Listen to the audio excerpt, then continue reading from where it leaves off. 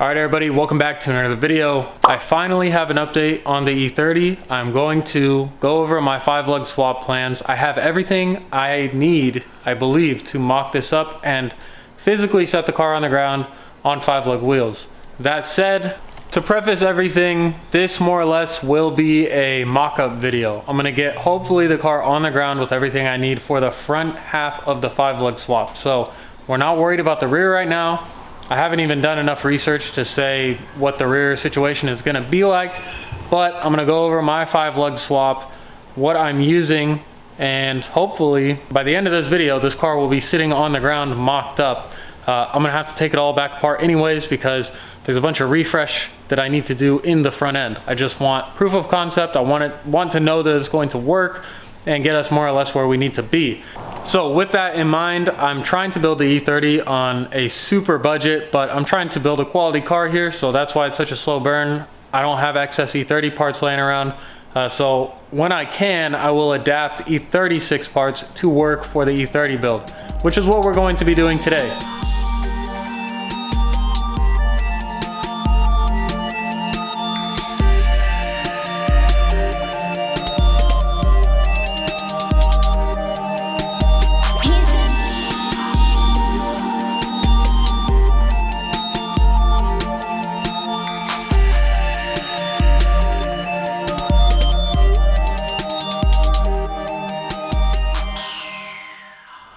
For this build, good suspension is critical. Like on any car, obviously with older stuff you want to switch it out, but most importantly on the E30s and other older BMWs prior to the E36, the knuckle and the strut are one piece, one assembly. So to do coilovers on this car, if you're going to buy E30 coilovers, you would then need to cut this strut, weld on the coilovers for your adjustability.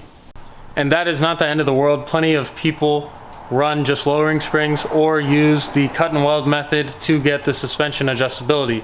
The reason I'm doing the 5-lug swap, 1, for the experience, 2, because it's convenient, and 3, it's more adjustability in the long run. So out of pocket, this would cost quite a bit of money if you wanted to just buy all these parts and do it the right way, as you'll read on forums.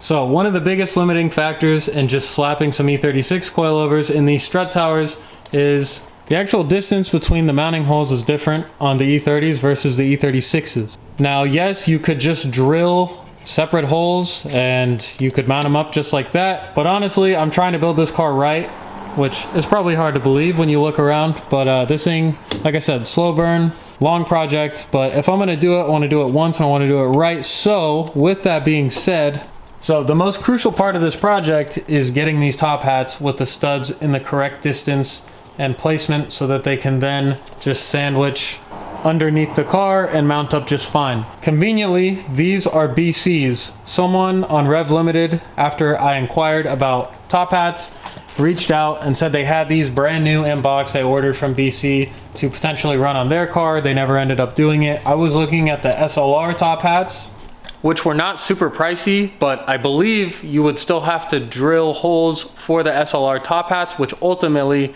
kind of makes the whole switching top hats obsolete, because the whole goal is to get around having to do that, so we have a nice and clean bay using the factory position for the studs. So this guy having BCs ready to go on my existing BCs lined up perfect. So I finally got those. The other thing that you have to account for when you're doing this 5-lug swap is caster, and they make bushings that will correct the position of the lower control arm to correct the caster, and we'll go over that. But first and foremost, let's get these top hats on the coilovers.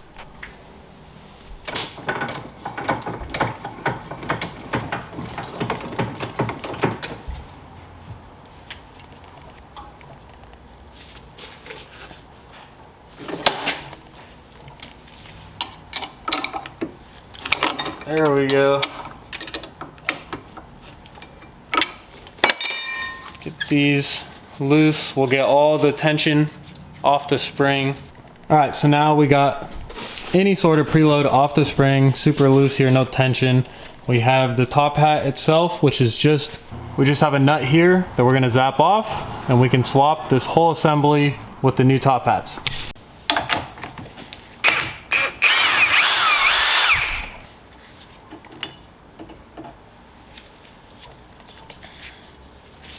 There's the old top hat.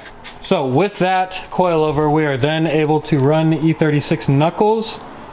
The reason I say all this is proof of concept is, well, one, it is proof of concept, but two, I need to come in here and clean these knuckles up, get new wheel bearings, maybe new dust shields, figure out the brake situation. I built this in a previous video that we'll be using to tie the E36 front end together using an E36 steering rack. And the last crucial piece of the puzzle is right here.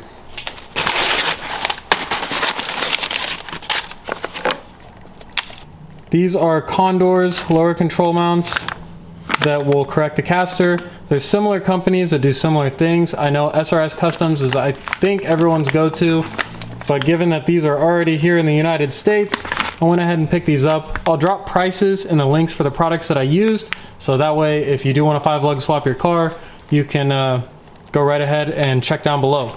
So we need to use these, and instead of using the traditional lollipops, this is what we're going to be using, and that is, of course, like I said, to correct the caster. So this is next. I have yet to figure out what I'm going to do for the actual control arm setup.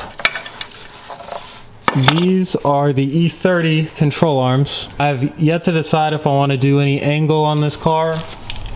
I think I'll give it some mild angle, so we'll probably go ahead and figure something out for that, whether it be E46 arms with some adapters just to get it rolling with some angle and see what that's going to put us at. But overall, we're pretty much ready to go as far as parts to use. This is a E36 control arm, again, as I mentioned. So we are going to swap out those bushings there, and the corrected caster mounts change the position where this control arm mounts back there, just ever so slightly, and it corrects the caster. So that's basically the whole recipe for my 5-lug swap. So to quickly recount and go over everything here, we'll run through in one clip what we're doing for the 5-lug swap. Reinforced stock E30 subframe, E36 control arms, or control arms of your choice depending on what your use case for your car is, caster correcting lower control arm mounts, E36 knuckles, brakes are undecided, E36 coilovers with E30 top hats, and that should pretty much be everything you need to get the thing on the ground sitting under its own weight. As I mentioned before, doesn't cover brakes or brake lines. We have to work that out. I'm pretty sure we're gonna need extended lines, especially if I use extended control arms. So we'll go from there. As I said, doesn't really matter as of right now. I do want to get either a remanufactured, rebuilt steering rack or rebuild one myself. I tried to do that, and to be honest with you, I just don't know if I have the patience to do it, so I might order one. But then, in theory, we can continue shaving the bay on this car, and it being movable under its own weight or whatever, I guess, again, I can actually move it into one of the bays that has a lift, and we can start undercoating the car. I can weld the car a little bit more comfortably. So the biggest, most crucial thing I've been waiting on was all the parts to make this recipe correct for the 5-lug front end swap.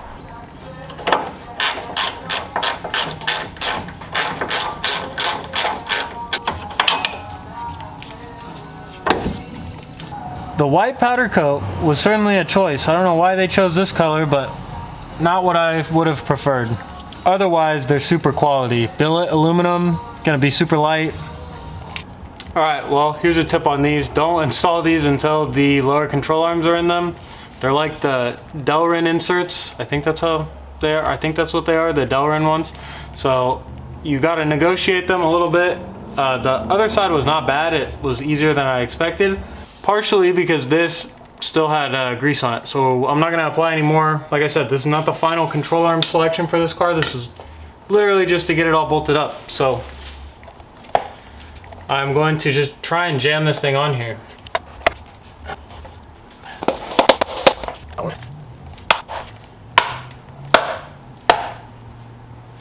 There we go.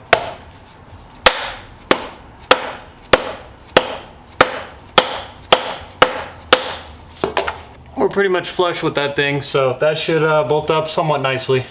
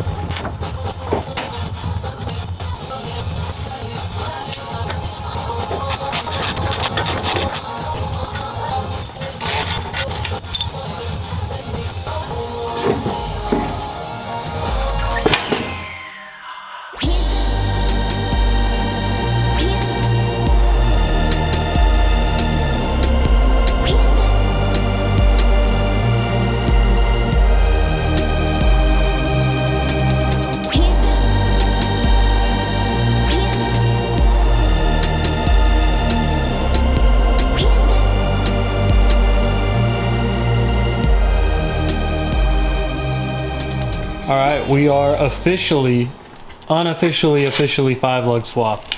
So this is a 16. The caster is definitely, I'd say, dead on center. I won't really know until obviously there's measurements taken and I get it on the ground. The problem that I knew as soon as I mounted these wheels up was that I need to get small tires for these. I don't know if these are what I'm gonna run, but I was just thinking in the interim. It's just funny because I have, you can't see with all the shit in front of it, but I have basket weaves back there.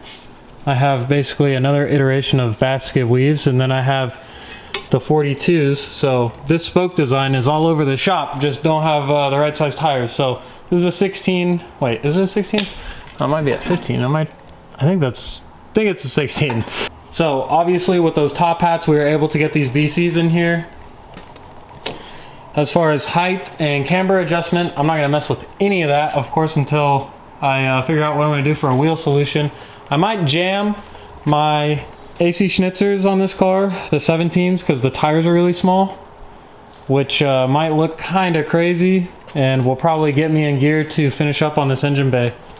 So from this point, we need to, like I said, get tires. On top of that, I need to figure out the steering situation. We got to see what rack we're gonna run. I have like 3 or 4 E36 racks, but I believe they're all the same ratio. So I might just cave and go online and buy something. But I've said it a million times, this build is very slow burn because it's expensive to build a car like this. As I'm sure people that have built cars know, but this is not just like throwing coilovers and a steering wheel on a car and calling it done. This is like a full-on race car resto mod, whatever you want to call it. I have no idea what it's really going to turn into, but that's why I say we need steering solutions. The other thing that I'm debating between is putting dual drill hubs on this car. I think I'm going to put this video together so I can get maybe some insight from the viewers, anyone that actually watches this stuff. Dual drill hubs, super expensive in comparison to just buying the normal 5x120. But I figure if we're going through all the effort to 5-lug swap the car, the extra step to do the dual drill is literally no extra steps aside from me just spending more money on the dual drill hubs. So depending on how sales do this month with the shop, maybe I can swing dual drills plus a steering rack, tie rods, all that junk. And then all this stuff needs to be taken off and I have to start painting stuff. The other thing, like I said, is I gotta finalize the control arm situation. I don't know what we're gonna do for that. I have a few options here. Like I said, I have the E46 control arms on this horrible spray painted E36, which not my first choice. Or just stock extended arms or an angle kit. I mean, I do want to drift this car when it's all said and done because it's not going to be road legal, so it's going to be track only. So might as well do some sort of angle on it. But that begs the question, you know, what kind of angle? What are we going to do for the budget? I say budget like I have something in mind. This car is just going to cost as much as it's going to cost, and I'm going to spend money on it when I can afford it. So I don't know when the next video will be out on this car, but hopefully there will be a little bit more work on the bay, and I'll have at least enough stuff to get it like rolling and steering 5-lug swapped in the front with not a permanent wheel choice, but something that, you know, I can run for the near, or something that I can run on the car and dial in the fitment and be happy with. So that's probably what you're gonna see next. I feel like I got a lot done. This was pretty cool to finally 5-lug swap my car, and more so than anything else is to actually just work on it. It's been way too long, and I am trying to expand the shop inventory, which means everything in this corner of the shop needs to be moved, which was unfortunately like the primary motivation to get the E30 rolling again, is because it needs to move. So anyways, I'm stoked, I'm pumped on it. I think it turned out great. I mean, I'm into this 5-lug swap. Aside from the refresh parts that I've yet to buy, I'm into the 5-lug swap for like 400 bucks. So you can build a car somewhat on a budget if you wait way too long and part out cars for the rest of the parts. All right, with that all being said, thank you so much for watching. Hopefully you enjoyed this video. I was really excited about it, as I'm sure you can tell. Drop a comment, subscribe, like, share the video. Drop some suggestions on this build, because obviously it's a blank canvas still. So anyways, with that all being said, I'll see you guys in the next video. Peace.